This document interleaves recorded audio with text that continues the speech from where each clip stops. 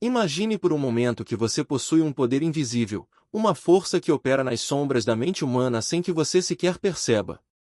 Esse poder não nasce de riqueza, status ou força física, mas de algo muito mais primitivo e profundo que ecoa através dos milênios da experiência humana.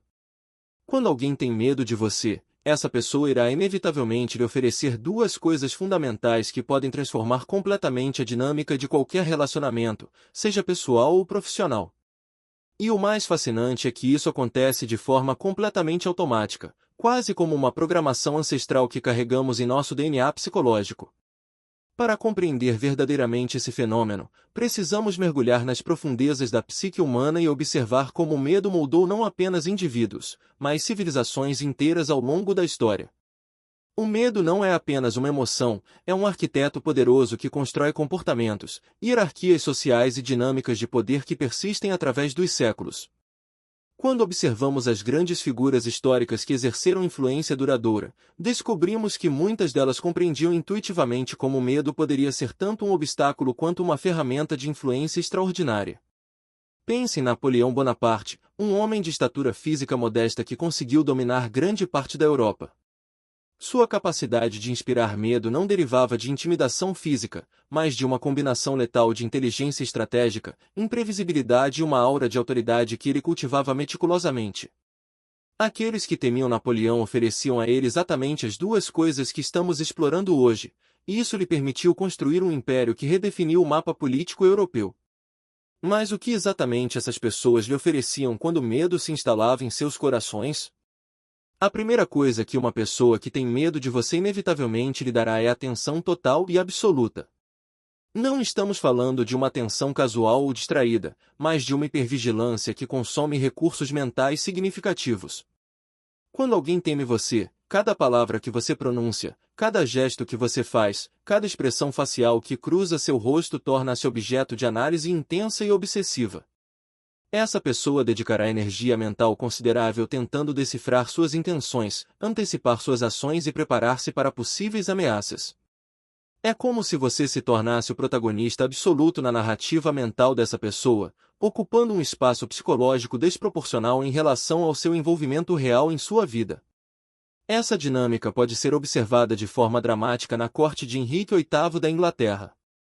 Os cortesãos que cercavam o rei viviam em constante estado de alerta, analisando cada nuance de seu humor, cada inflexão em sua voz, cada movimento de seus olhos.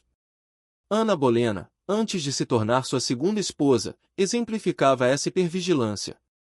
Ela estudava meticulosamente cada aspecto do comportamento real, não por amor inicialmente, mas por uma compreensão instintiva de que sua sobrevivência dependia de sua capacidade de ler e responder adequadamente aos sinais de perigo ou oportunidade que emanavam do monarca temperamental. Essa tensão total que o medo gera não é meramente superficial. Ela cria uma forma de intimidade psicológica peculiar, onde a pessoa que teme você conhece seus padrões comportamentais melhor do que muitos de seus amigos próximos. Eles observam quando você está irritado antes mesmo de você perceber sua própria irritação. Eles notam mudanças sutis em seu tom de voz que indicam aprovação ou descontentamento. Essa hipervigilância transforma você em uma figura central e constante em seus pensamentos, mesmo quando você está fisicamente ausente. Do ponto de vista neurocientífico, o que acontece é fascinante. O medo ativa o sistema límbico, particularmente a amígdala, que funciona como um alarme de segurança extremamente sensível. Quando essa pessoa está em sua presença ou mesmo pensando em você, seu cérebro entra em um estado de alerta elevado. A adrenalina e o cortisol inundam seu sistema, aumentando sua capacidade de processar detalhes e formar memórias vívidas. Paradoxalmente, isso significa que suas interações com essa pessoa serão lembradas com clareza cristalina, enquanto outras experiências da vida dela podem desbotar na memória. Você se torna inesquecível não por carinho, mas por impacto emocional intenso. A segunda coisa que uma pessoa que tem medo de você inevitavelmente lhe oferecerá é respeito, mas um tipo muito específico de respeito que transcende admiração ou afeição. É o respeito nascido da percepção de poder, da consciência de que você possui a capacidade de influenciar significativamente o bem-estar dessa pessoa, seja de forma positiva ou negativa. Esse respeito se manifesta através de deferência em suas palavras, cuidado extra em suas ações quando você está presente e uma tendência a evitar confrontos diretos, mesmo quando discordam de você. Stalin compreendeu esse princípio de forma visceral. Durante suas décadas no poder, ele cultivou deliberadamente uma aura de impredecibilidade e consequências severas que gerava medo generalizado entre seus subordinados e até mesmo entre seus pares no Politburo. O resultado era um respeito que ia muito além da lealdade política comum. Pessoas que possuíam décadas de experiência revolucionária, que haviam arriscado suas vidas pela causa socialista, encontravam-se medindo cuidadosamente cada palavra em sua presença. Eles ofereciam a Stalin não apenas obediência, mas um tipo de reverência que normalmente é reservada para forças da natureza ou divindades. Esse respeito baseado no medo possui características únicas que o distinguem de outras formas de deferência. Primeiro, ele é imediato e reflexivo. Enquanto o respeito baseado em admiração precisa ser construído através de demonstrações consistentes de competência ou caráter, o respeito nascido do medo emerge instantaneamente quando a percepção de ameaça se estabelece. Segundo, ele é abrangente, afetando não apenas interações diretas, mas também como essa pessoa fala sobre você na sua ausência. Terceiro, ele possui uma qualidade de autopreservação que o torna altamente confiável, pois está fundamentado no instinto básico de sobrevivência. A história nos oferece inúmeros exemplos de como essa dinâmica funcionou em contextos diversos. Cleópatra VII, a última faraó do Egito, não era apenas uma mulher extraordinariamente inteligente e educada, mas também alguém que compreendeu profundamente como usar o medo como ferramenta política. Seus encontros com Júlio César e posteriormente com Marco Antônio não foram apenas exercícios de sedução, mas demonstrações calculadas de poder que geravam tanto fascínio quanto apreensão. Ela sabia que homens acostumados a comandar exércitos e governar territórios vastos ofereceriam a ela atenção total e respeito quando percebessem que ela possuía a capacidade de influenciar o destino do Egito e, por extensão, o equilíbrio de poder no Mediterrâneo. Mas é crucial compreender que essa dinâmica não se limita a figuras históricas grandiosas ou contextos políticos extremos. Ela opera silenciosamente em escritórios corporativos, salas de aula, relacionamentos familiares e círculos sociais ao redor do mundo todos os dias. O professor que estabelece limites claros e consequências consistentes recebe a atenção total de seus alunos e o respeito que facilita o processo educacional. O supervisor que demonstra competência técnica combinada com a capacidade de tomar decisões difíceis quando necessário encontra subordinados que prestam atenção cuidadosa às suas diretrizes e demonstram deferência profissional mesmo quando prefeririam agir diferentemente. A psicologia evolucionista oferece insights valiosos sobre por que essa resposta é tão universal e automática. Durante milhões de anos de evolução humana, a capacidade de identificar e responder adequadamente a ameaças potenciais foi literalmente uma questão de vida ou morte. Nossos ancestrais que desenvolveram sistemas neurais eficazes para detectar perigo, dedicar atenção total a fontes de ameaça e demonstrar submissão apropriada para evitar confrontos desnecessários tiveram maior probabilidade de sobreviver e transmitir seus genes.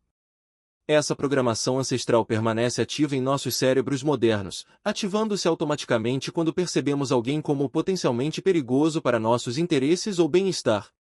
Interessantemente, essa resposta pode ser desencadeada não apenas por ameaças físicas óbvias, mas também por formas mais sutis de poder. A capacidade de influenciar a reputação de alguém, controlar recursos necessários, afetar oportunidades profissionais ou até mesmo retirar aprovação social pode gerar os mesmos padrões neurais básicos que nossos ancestrais experimentavam diante de predadores ou rivais tribais hostis.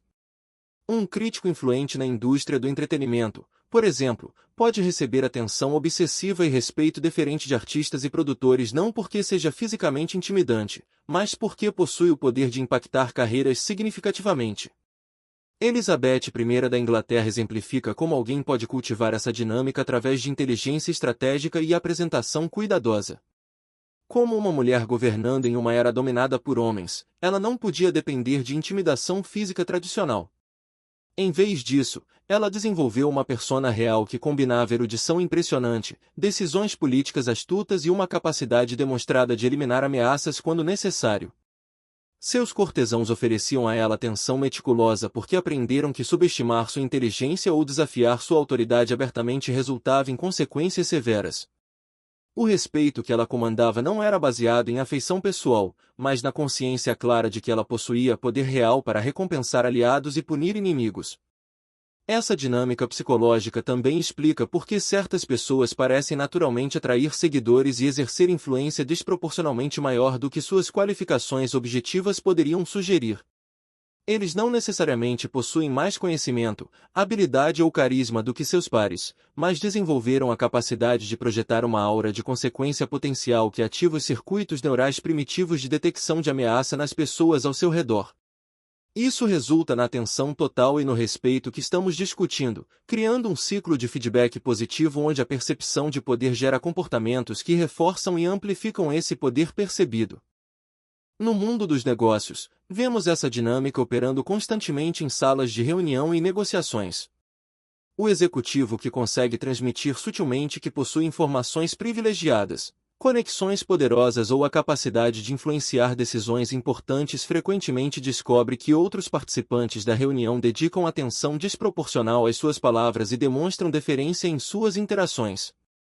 Não é necessário fazer ameaças explícitas ou demonstrar agressividade, a mera percepção de que contrariar essa pessoa poderia resultar em consequências negativas é suficiente para ativar os padrões comportamentais que estamos explorando. A neurociência moderna revela que quando experimentamos medo de outra pessoa, várias regiões do nosso cérebro se tornam hiperativas simultaneamente. O córtex pré-frontal, responsável pelo planejamento e tomada de decisões, dedica recursos significativos a antecipar as ações dessa pessoa e planejar respostas apropriadas. O sistema de memória hipocampal trabalha intensamente para catalogar e recordar interações anteriores, procurando padrões que possam predizer comportamento futuro. Simultaneamente, os centros emocionais límbicos mantêm um estado de alerta elevado que colore todas as relacionadas a essa pessoa com intensidade emocional extra. Gengis Khan fornece um exemplo histórico extremo mais ilustrativo de como essa dinâmica pode ser amplificada através de reputação e ação consistente. Sua capacidade de inspirar medo transcendeu fronteiras geográficas e culturais, precedendo seus exércitos por milhares de quilômetros. Cidades inteiras se rendiam sem luta quando souberam que as forças mongóis se aproximavam, oferecendo não apenas submissão, mas também tributos valiosos na esperança de evitar destruição. A atenção total que ele recebia de inimigos potenciais permitia que suas estratégias psicológicas fossem tão eficazes quanto suas táticas militares. O respeito baseado no medo que ele comandava criava vantagens estratégicas que multiplicavam o poder efetivo de suas forças. Mas é importante reconhecer que essa dinâmica não é inerentemente positiva ou negativa, ela simplesmente existe como uma característica fundamental da psicologia humana.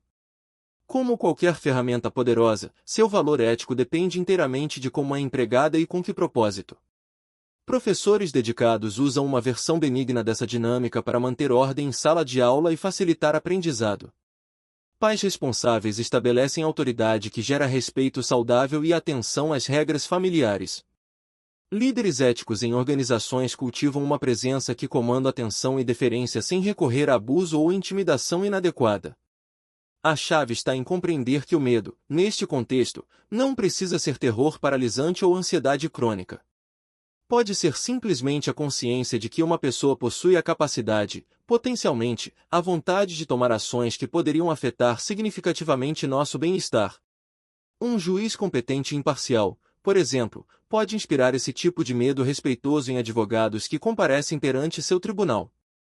Eles sabem que ele possui o poder de tomar decisões que afetarão profundamente seus clientes, então oferecem atenção meticulosa às suas palavras e demonstram deferência apropriada ao protocolo judicial, mesmo quando discordam de suas decisões.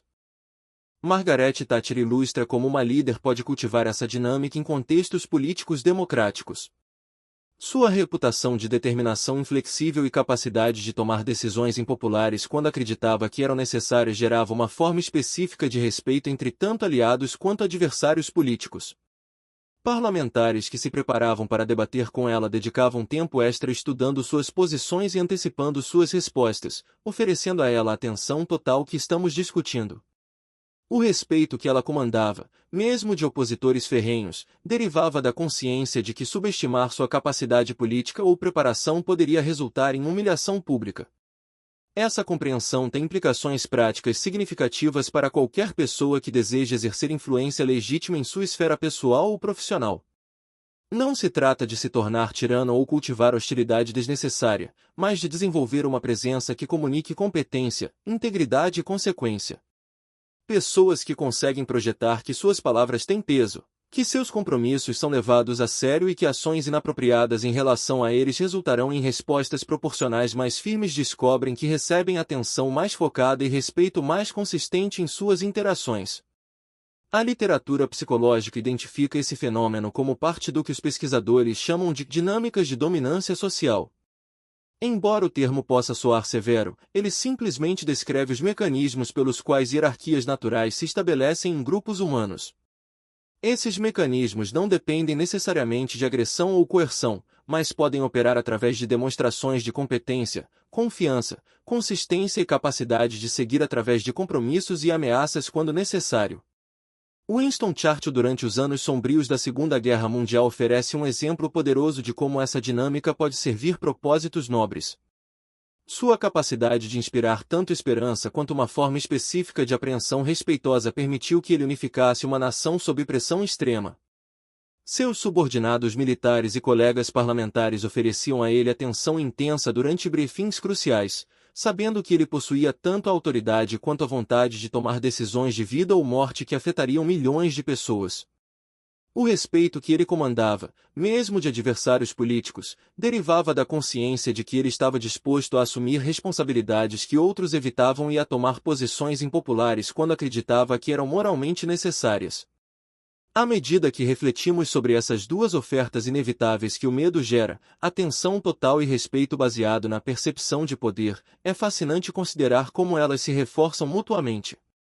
A atenção intensa que alguém dedica a você quando tem medo resulta em maior compreensão de suas capacidades, padrões comportamentais e potencial para ação, o que frequentemente aumenta o respeito baseado na consciência de que você é uma força a ser levada a sério. Simultaneamente, demonstrações de respeito público reforçam a percepção social de que você possui poder ou influência significativa, o que pode atrair atenção adicional de outras pessoas que desejam compreender a fonte dessa deferência.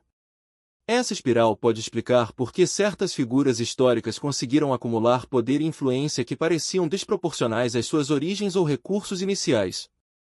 Eles compreenderam intuitivamente como cultivar as percepções que geram atenção e respeito baseados no medo, criando ciclos de feedback que amplificavam continuamente sua influência efetiva.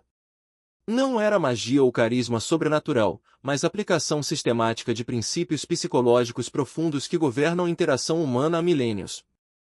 Ao contemplarmos essas revelações sobre a natureza humana, somos confrontados com questões profundas sobre poder, influência e responsabilidade. Se compreendemos que certas percepções sobre nós podem gerar automaticamente atenção intensa e respeito deferente de outras pessoas, como escolhemos usar essa compreensão? A resposta a essa pergunta talvez revele mais sobre nosso caráter do que qualquer teste de personalidade formal poderia.